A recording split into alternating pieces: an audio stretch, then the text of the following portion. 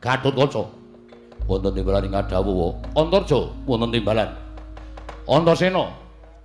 Piye, Pakdi? Antasena, piye? Mbone tak timbal iki padha karo kakang-kakangmu kuwi lho. Awakmu Mandura kuwi ratu, aku ki Nalendra.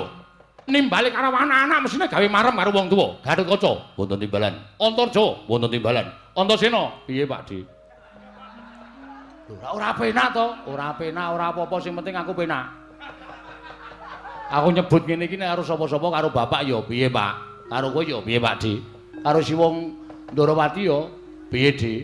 Karo Bapak Janaka ya piye, Lek? Wis do nampa kok kowe ora nampa iki piye?